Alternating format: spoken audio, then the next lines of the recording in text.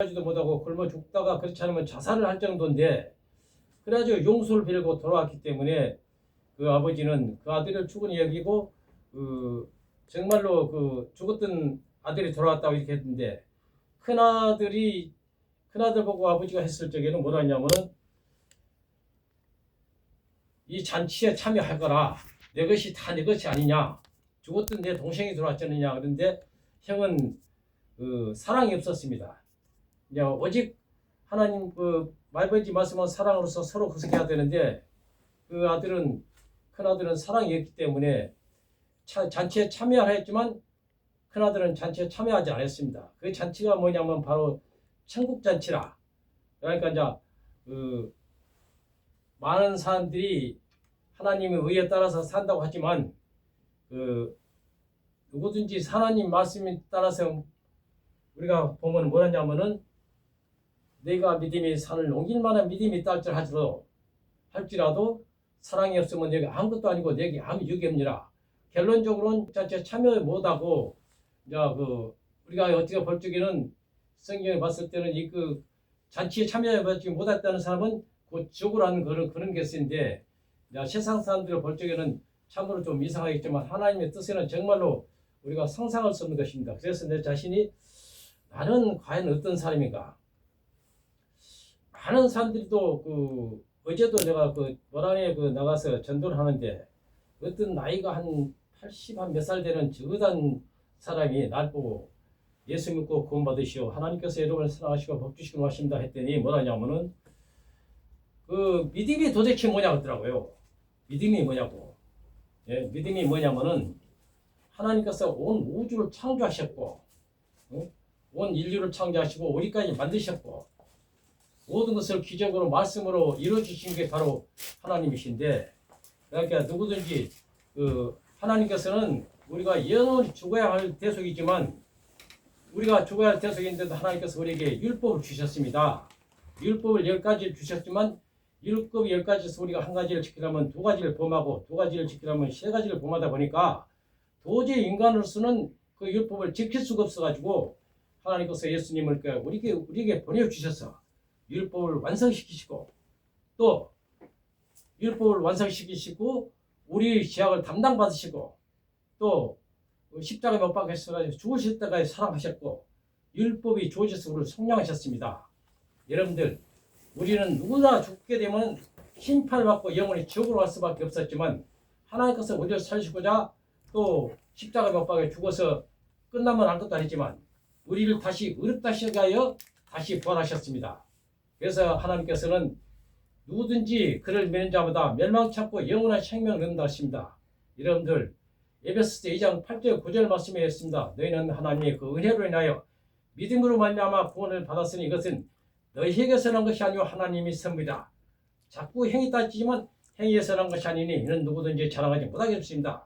여러분들, 예수 믿고 구원받고 내 자신도 천국 가고 자손 천대까지 보고 합시다. 그러고 어제 그분이 그렇게 했더니 뭐라 하냐면은, 정강훈 같은 사람은 하나님 너 까불면 죽어 한다는 그런 사람을 놔두냐, 그 사람들을 놔두냐. 그러니까 그 사람은 하나님의 종이 아니라 사단 마귀 종이라고 할 수도 있고, 또 하나님을 대적하는 것은 우리가 대부분이 마귀로 하는데, 내가 이제 정죄한다는 정죄를 할 수 없는데 내가 보이지 않게 이렇게 그랬습니다. 왜냐하면 다른 것도 아니고 하나님을 그렇게 정죄를 하겠다면은 그분을 가지고 우리가 좋게 말할 수가 없습니다. 그래서 나는 좀 본의 아니게 이렇게 말했는데, 그분도 하나님이 또 많은 목사님들 그랬더만요. 내가 목사님들한테 이제 이래서 이분이 세상 사람인데도 하나님을 두려워하고 하나님을 왜 그렇게 요구하는 사람을 그대로 놔뒀느냐, 이렇게 했다고 해가지고는 내가 이제 다음에 이제 목사님들, 전도하는 목사님들한테 말했더니 뭐라 하냐면은, 그분은 하나님께서 쓰시는 분이라 이거요. 그래요. 하나님께서는 쓰지만 쓰시는 것이 어떤 목적으로 쓰느냐가 문제입니다. 그분이 정말 하나님 의에 따라서 하나님 일을 하느냐, 그렇지 않으면은 자기 의를 위해서 하느냐, 그게 목적이십니다. 그리고 목사님들, 제발 좀 하나님의 말씀을 분별하고 또 거듭나가지고 세상이 되는 그런 것이 돼야지, 그 말씀도 분별도 못하고 잘못된 사람들 가지고 옳다 알고 그분을 응원한다면은 이건 하나님의 사람이라고 볼 수가 없습니다. 어? 주님께서 하신 말씀이 있습니다. 자나 우나 치우치면 토해버린다고. 우리는 하나님의 사람이지 세상 사람이 아닙니다. 그러니까 결코 우리는 하나님의 사람답게 말씀을 분별하고 거듭나가지고는 새 사람이 돼서 우리가 성령의 사람이 되어야 됩니다. 우리는 하나님 은혜 가운데서 살지 누구든지 자기를 위해서 사는 적 없고 자기를 위해서 죽는 적 없도다. 우리가 살아도 주를 위해서 살고 죽어도 주를 위해서 죽나니 그러므로 사나 죽으나 우리가 주의 것입니다. 이제 그까지는 좋았는데 그게 이제 조금 저에게 좀 목사님이 좀 저명한 목사님이 계세요. 두 부부가 지금 70이 넘어가지고 전도를 이제 전국적으로 다니는데 그분이 항상 하나님 말씀하면은 우리가 합판자가 되더라고요. 말씀을 하게 되면 서로 합판자가 되고 정말 옳은 말이고 서로 말이 통하는데 그분에게도 이런 말을 했더니 이런 말을 하는 거예요. 그런 사람들에게는 대적을 하지 말고 근처도 가지 말고 내치라 이거예요. 그래서 내가 생각했을 때는 하나님 말씀에는 내가 원수까지도 사랑하라는데 우리는 인간이 부족하다 보니까 원수까지 사랑하지는 못하는만큼 비록 하나님을 위해서 열심히 전도하고 이렇게 된 사람들이 말씀을 잘 모르고 분별을 못한다 해가지고 내려쳐본다면 그것이 또 걸리더라고요. 마음에 여러 가지 걸리더라고요.